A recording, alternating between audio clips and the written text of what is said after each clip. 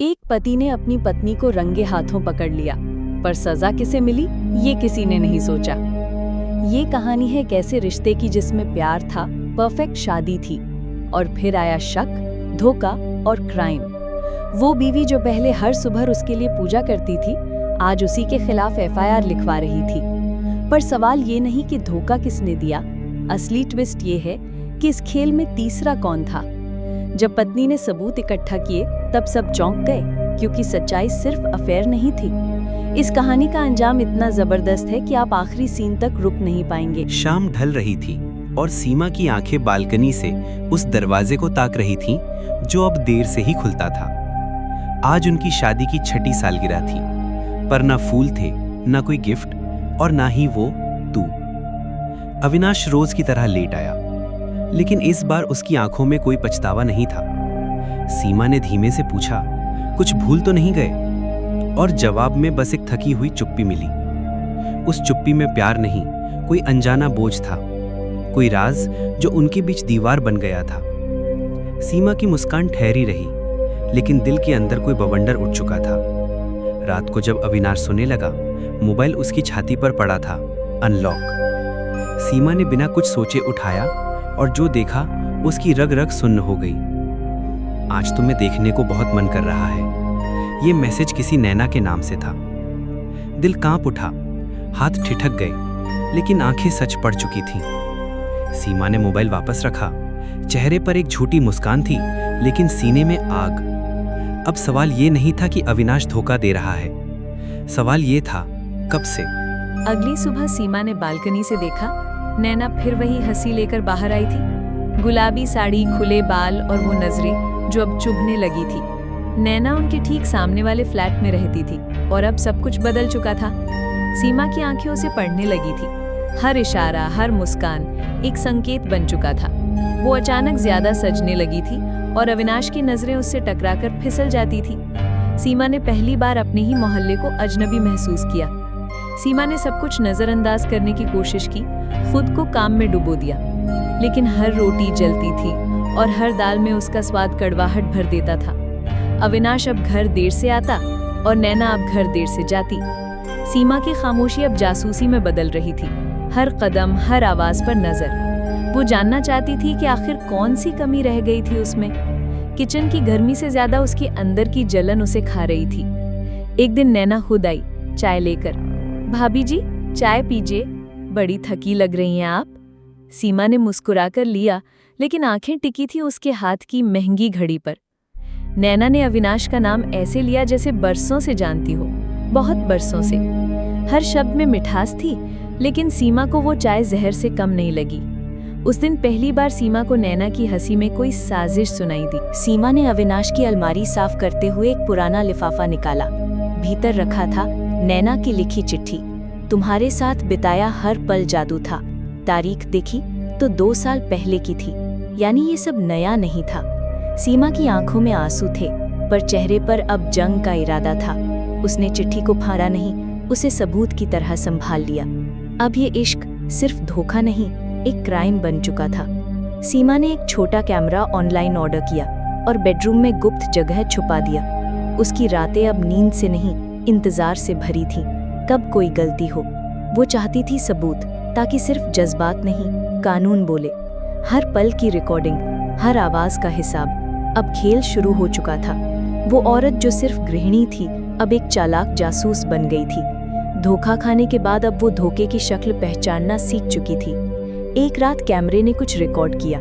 दरवाजा खुला, फिर धीमी हंसी, अविनाश की आवाज, तू आ गई, सब सो रहे हैं। सीमा ने अगली सुबह वीडियो देखा, उसका पूरा वजूद कांप गया। नैना उनके घर में थी और उसके बिस्तर पर थी। सिर्फ धोखा नहीं, ये अब मर्यादा की लाश थी। सीमा ने वीडियो सेव किया, उसका दिल टूटा, पर इरादा और मजबूत। सीमा की 5 साल की बेटी परी सब देख रही थी, चुपचाप। उसकी आंखें कुछ सवाल करती थी। मम्मी, पापा मुझे प्यार नहीं करते? सीमा ने उसे गले लगाया, पर खुद के आंसू छुपा नहीं पाई। परी का मासूम चेहरा देखकर उसका बदला और जहरीला हो गया। अब ये सिर्फ बीवी का बदला नहीं था, एक माँ की लड़ाई थी। सीमा को अब सिर्फ सच नहीं चाहिए था, इंसाफ चाहिए था। सीमा अपने सारे सबूत लेकर पुलिस स्टेशन पहुंची। वीडियो, चिट्ठी, कॉल रिकॉर्ड, हर चीज सुनियोजित थी। पुलिस अफसर ने कहा, ये सिर्फ अफेयर नहीं, ये अवैध संबंध और मानसिक हिंसा है। सीमा की आंखों में अब आंसू नहीं थे, सिर्फ आग थी। उसने एफआईआर दर्ज कराई, लेकिन अभी बहुत कुछ बाकी था। ये कहानी अभी शुरू हुई थी और अंजाम बेहद चौंकाने वाला होगा। सीमा अब रोज वही करती थी, खाना बनाना, परी को स्कूल भेजना, सब कुछ। लेकिन अब उसकी आंखों में वो सॉफ्टनेस नहीं रही। अब वो पत्नी कम और योद्धा ज्यादा लगती थी। अविनाश की नजरें अब उससे मिलने से डरती थीं, क्योंकि उसकी खामोशी में अब सवाल थे। सीमा ने उससे कुछ नहीं पूछा, सिर्फ देखती रही, हर हरकत को ध्यान से। वो अब उसके साथ नहीं थी, लेकिन उसके खिलाफ भी खुलकर नहीं खड़ी थी अभी। लेकिन अंदर एक आग रोज और ज्यादा भड़क रही थी। सीमा ने अब मोबाइल में कॉल रिकॉर्डर चालू कर दिया था। हर बातचीत अब सबूत बन रही थी। एक रात उसने सुना, कल रात वहीं मिलते हैं, जैसी वो रात थी ना वैसी फिर से। उसकी सांसें थम गईं। अब शक की कोई जगह नहीं बची थी। हर शब्द दिल को चीर गया, लेकिन दिमाग अब ठंडा था, प्लानिंग के मोड में। उसने वो रिकॉर्डिंग एक फोल्डर में सेव कर दी, नाम रखा इंसाफ का हथियार। अब सीमा को सच्चाई चाहिए नहीं थी, वो सच्चाई को उजागर करने वाली थी। नैना ने पड़ोस में पार्टी रखी और सबको बुलाया, यहाँ तक कि सीमा को भी। सीमा साड़ी पहनकर गई, चेहरे पर शांति थी, लेकिन दिल में तूफान। अविनाश नैना से नजरें चुराता रहा और नैना की हर मुस्कान सीमा को और भड़का रही थी। सीमा ने देखा, अविनाश की नजरें उसे नहीं, नैना को ढूंढ रही थी। खुद को संभालते हुए उसने बस एक बात सोची, अब और नहीं सहना। उसी पार्टी में उसने वो कैमरा एक्टिव कर दिया जो सब कुछ दिखाएगा। सीमा जब बिल्डिंग के नीचे खड़ी थी, नैना आई, मुस्कुराती हुई, लेकिन बातों में तीर छुपे थे। आप बहुत शांत रहने लगी हैं भाभी, सब ठीक है ना? वो बोली। सीमा ने जवाब नहीं दिया, लेकिन आंखें बोल रही थी, अब सब देख रही हूँ। नैना ने आगे कहा, अविनाश जी बहुत अच्छे हैं, कुछ लोग उन्हें समझ नहीं पाते। वो एक मुस्कान देकर चली गई, लेकिन सीमा के दिल में अब शक नहीं, यकीन था। उसने तय कर लिया, अगली चाल अब मेरी होगी। रात को खाना खाते हुए सीमा ने सीधे देखा अविनाश की आंखों में। क्या तुम खुश हो इस शादी में? उसने अचानक पूछ लिया। अविनाश चौंक गया, फिर चुप रहा बहुत देर तक। सीमा ने फिर कुछ नहीं पूछा, लेकिन उस एक सवाल ने पूरी सच्चाई उजागर कर दी। अब उसे पता था, उसका रिश्ता अब सिर्फ कागजों पर है, दिलों में नहीं, और वो कागज अब अदालत तक जाना ही जाना है। सीमा जब परी की पीटीएम में गई तो देखा नैना भी वहीं थी, एक और बच्चे की मां बनकर। नैना ने कहा, अविनाश जी मुझे लिफ्ट देकर आए थे।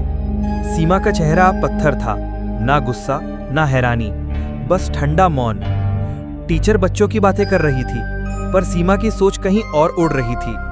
अब ये रिश्ता सिर्फ घर का नहीं था, समाज में भी उसकी बेइज्जती हो रही थी। सीमा ने ठान लिया, अब अगला कदम कोर्ट होगा। सीमा वकील के ऑफिस पहुंची, सबूतों के फोल्डर के साथ। वकील ने सारा रिकॉर्ड देखा और कहा, आपका केस बहुत स्ट्रांग है। सीमा ने कहा, मुझे बस इंसाफ चाहिए, ताकि मेरी बेटी मुझ पर गर्व कर सके। उसकी आंखें अब रोती नहीं थीं, वो जलती थीं। हर कागज एक हथियार था और हर सबूत उसका हथौड़ा। अब सीमा कमजोर नहीं, वो इतिहास लिखने वाली औरत थी। एक क्षण अविनाश के हाथ में वो नोटिस आया, तलाक का लीगल नोटिस। वो कांप गया। सीमा ने उसके बिना बोले ही जवाब दे दिया था। उसने चिल्लाकर पूछा, तुम ये कर कैसे सकती हो? सीमा ने कहा, जैसे तुमने कर लिया अफेयर, मैं भी कर लूंगी इंसाफ। अविनाश को पहली बार डर लगा, क्योंकि अब खेल उसके हाथ में नहीं था। और सीमा ने कहा, यह सिर्फ शुरुआत है। सीमा को कॉल आया एक अनजान औरत का। नैना तुम्हारे पति से नहीं, कई लोगों से ऐसा ही खेल खेल चुकी है। वो लड़की रो रही थी और अब सीमा समझ गई, नैना एक बीमारी थी। अब लड़ाई पति से नहीं थी, अब नैना को सबक सिखाना था। सीमा ने फोन काटा और एक नई चाल सोची। अब केस में एक नया मोड़ आने वाला था। सीमा ने महिला आयोग में शिकायत दर्ज करवाई, पूरे दस्तावेज और बयान के साथ। अधिकारी ने कहा, आप अकेली नहीं हैं, पर आपका साहस बाकी औरतों के लिए मिसाल बनेगा। सीमा की आंखों में अब नमी नहीं थी, अब वहां सिर्फ आत्मबल था। उसने सोचा, अगर मैं चुप रहती तो मेरी बेटी भी चुप रहना सीखती। अब लड़ाई सिर्फ अपने लिए नहीं थी, हर उस औरत के लिए थी जो सहती है। और कहानी अब सिर्फ एक रिश्ता नहीं, एक आंदोलन बन चुकी थी। सीमा अब खुलेआम बाहर जाती, लोगों से बात करती, शांत लेकिन आत्मविश्वासी। नैना को ये बात चुभने लगी, क्योंकि अब वो भाभी नहीं, तलवार बन गई थी। मोहल्ले की औरतें आपस में फुसफुसाने लगी, असली औरत तो यही है। अविनाश अब घर में चुप और ऑफिस में बिखरा रहता, उसकी जिंदगी अब फिसलती जा रही थी। सीमा ने पहली बार खुद को आईने में देखा, मुस्कुराकर, जैसे खुद को सलाम किया। अब उसका चेहरा उदास नहीं, प्रेरणा का आईना बन चुका था। सीमा ने कोर्ट में अपने केस की पहली सुनवाई के लिए हाजिरी दी। अविनाश का चेहरा सफेद पड़ चुका था और नैना अब चुपती फिर रही थी। सीमा के पास हर सबूत था, वीडियो, कॉल्स, चिट्ठियां और उसकी चुप्पी की चीखें। जज ने पहली ही सुनवाई में कहा, ये केस सीधा नहीं, ये सीख है। सीमा ने खुद को कमजोर नहीं दिखाया, वो अब एक मिसाल बन चुकी थी। और उस दिन पहली बार अविनाश को खुद से नजरें मिलाने की हिम्मत नहीं हुई। एक रात नैना ने सीमा को कॉल किया, शराब की नशे में डूबी आवाज में। मैंने कभी तुमसे कुछ नहीं छीना, तुम्हारा पति तो खुद आया था। सीमा शांत रही, लेकिन अब सारी धुंध साफ हो गई थी। नैना ने कबूला, मैं अकेली थी, मुझे सिर्फ मजा चाहिए था, मोहब्बत नहीं। सीमा ने कॉल रिकॉर्ड किया, जैसे आखिरी ताला भी खुल गया हो। अब खेल खत्म था और जवाब सबके सामने आने वाले थे। अविनाश की माँ पहली बार सीमा से मिलने आई, रोती हुई। मैंने तुझे कभी समझा ही नहीं, तू सही थी बेटा। सीमा ने उनके हाथ पकड़े, लेकिन अब वो बहू नहीं, बेटी थी।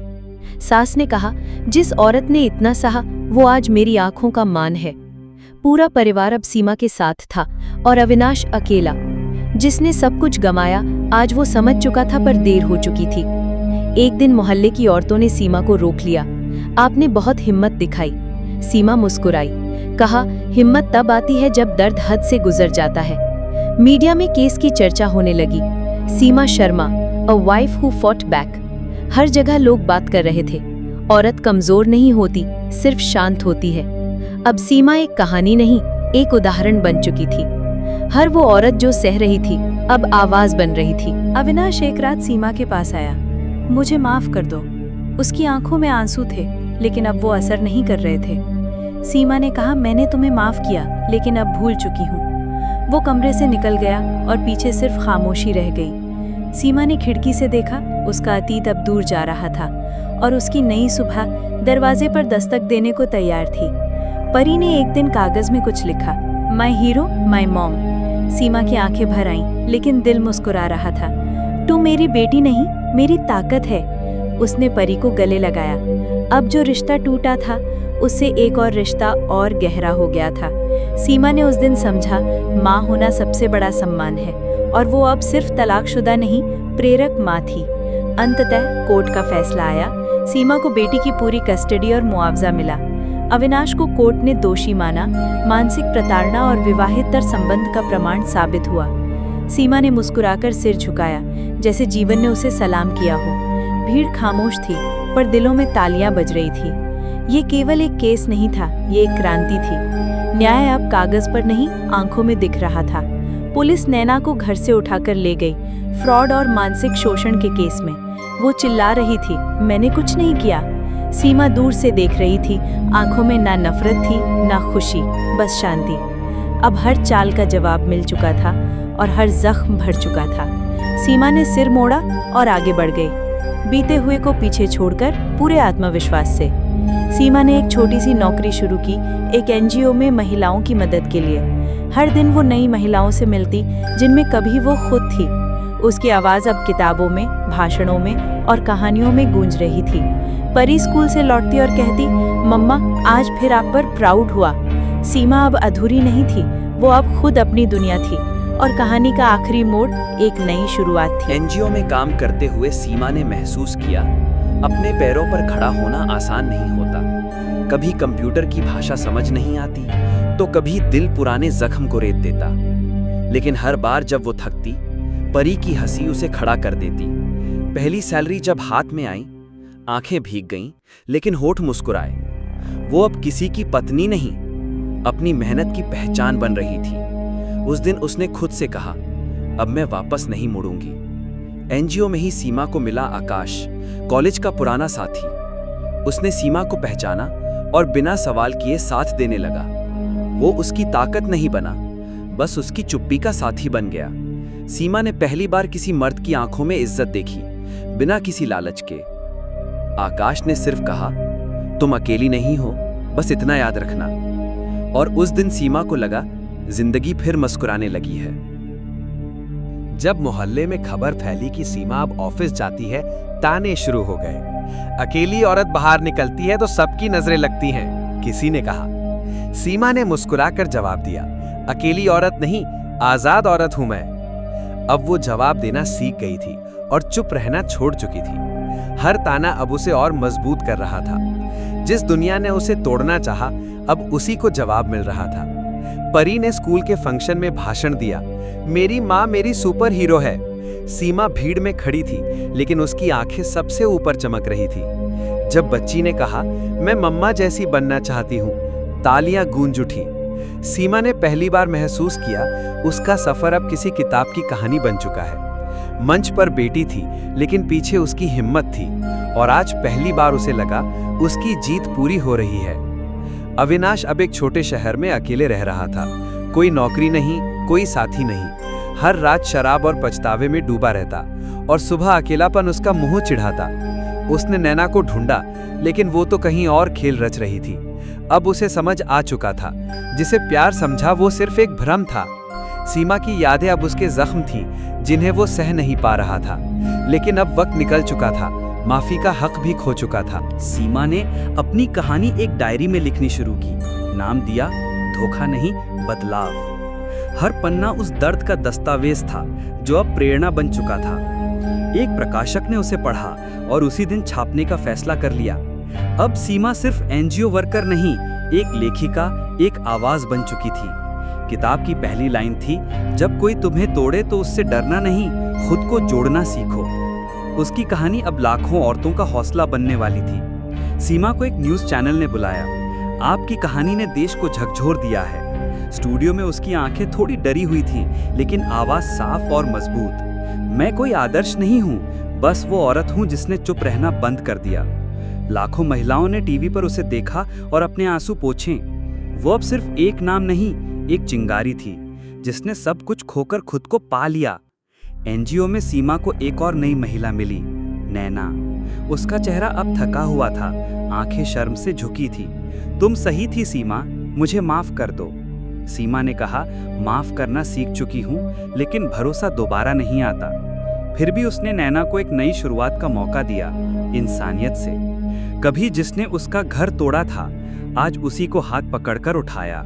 सीमा की कहानी अब स्कूल, पंचायत और कॉलेजों में बताई जाती थी। ये वो औरत है जिसने चुप्पी तोड़कर खुद को फिर से बनाया। औरतें आकर कहती, अब हम भी बोलेंगे, अब हम भी उठेंगे। सीमा मुस्कुरा देती, मैं नहीं, अब हम हैं। अब वो अकेली नहीं थी, अब उसके साथ सैकड़ों हिम्मती आवाजें थीं, और बदलाव अब रुकने वाला नहीं था। सीमा अब उसी घर में थी, लेकिन अब वो घर किसी पुरुष के नाम से नहीं था। बचत और मेहनत से उसने वो फ्लैट अपने नाम करवाया, सीमा एंड परीज नेस्ट। छत पर खड़े होकर उसने पहली बार सूरज को देखा, बिना किसी परछाई के। परी उसके पास आकर बोली, मम्मा सूरज आज और चमक रहा है ना? सीमा ने हंसते हुए कहा, क्योंकि अब हम अपनी रोशनी में जी रहे हैं। और आकाश में नया सूरज उग चुका था, एक नई सीमा के लिए। एनजीओ के ऑफिस में एक दीवार पर पोस्टर लगा, इंस्पायरिंग विमेन ऑफ इंडिया। सीमा की मुस्कुराती तस्वीर बीच में थी, सफेद साड़ी, सिंपल बिंदी और आंखों में आत्मबल। वो कुछ देर उस तस्वीर को देखती रही, जैसे कोई सपना पूरा हो गया हो। पास आई एक महिला बोली, आपने मेरी जिंदगी बदल दी। सीमा ने सिर झुकाया, पर उसकी आत्मा सीधी खड़ी थी। अब वो सिर्फ एक चेहरा नहीं, एक आंदोलन थी। अविनाश को एक दिन हार्ट अटैक आया, उसे अस्पताल में भर्ती करवाया गया। वो बेड पर पड़ा था, अकेला, किसी रिश्तेदार ने साथ नहीं दिया। डॉक्टर ने कहा कि उसे देखभाल की जरूरत है। सीमा को खबर मिली, पर वो नहीं गई। उसने बस एक संदेश भेजा, जो तुमने खोया अब वो लौटेगा नहीं। और वो लौट गई अपनी जिंदगी की ओर। अविनाश ने एक चिट्ठी भेजी, एक बार मिल लो, बस एक बार। सीमा गई एक कॉफी शॉप में, लेकिन वहां बैठकर बस चुप रही। मैंने तुम्हें बहुत दर्द दिया, उसने कहा। सीमा ने सिर्फ इतना कहा, तुमने नहीं, मैंने खुद को पाया। वो उठकर चली गई। पीछे उसकी चाय ठंडी हो गई और अविनाश की आंखें भी। अब कोई जवाब नहीं था, अब बस सन्नाटा था। परी ने स्कूल की पत्रिका में कविता लिखी, मेरी माँ जैसे कोई नहीं। सीमा ने वो पढ़ा और पहली बार खुद पर गर्व किया खुलकर। हर शब्द, हर लाइन जैसे उसके सफर की सच्चाई थी। माँ वो होती है जो टूटकर भी मुस्कुराती है। ये पढ़ते ही उसकी आंखें भर आई। वो कविता उसकी अलमारी में नहीं, दिल में रखी गई।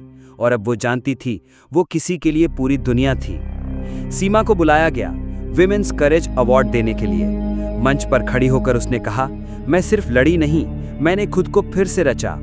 हजारों तालियां गूंज उठी, हर चेहरा भावुक, हर आंख नम। वो लड़की जो एक दिन चुपचाप रोई थी, आज देश के लिए प्रेरणा बन गई थी। वो पुरस्कार नहीं, न्याय था, जो देर से मिला लेकिन पूरा मिला। और उस दिन पूरे भारत ने एक औरत को सलाम किया। एक दिन एक लेटर आया, नैना का लिखा हुआ। सीमा, तुमने जो माफ किया वो मैं कभी खुद को नहीं कर पाई। वो जेल से लिख रही थी और हर शब्द में पश्चाताप था। सीमा ने चुपचाप पढ़ा, फिर वो लेटर एक पेड़ के नीचे जला दिया। कुछ दर्द सिर्फ खत्म करने के लिए होते हैं, सहेजने के लिए नहीं। और उस दिन सीमा ने आखिरी बोझ भी उतार दिया। सीमा ने अब एक नया फ्लैट खरीदा, EMI से नहीं, मेहनत से। दरवाजे पर नेम प्लेट लगी, सीमा शर्मा, ऑथर, एक्टिविस्ट। घर छोटा था लेकिन सपनों से भरा हुआ। दीवार पर लगी तस्वीर, सीमा और परी की हंसी वाली फोटो। अब ये घर नहीं, एक गवाही था उसकी लड़ाई की, जिसमें कोई आदमी नहीं, सिर्फ उसकी मेहनत की ईंटें थी।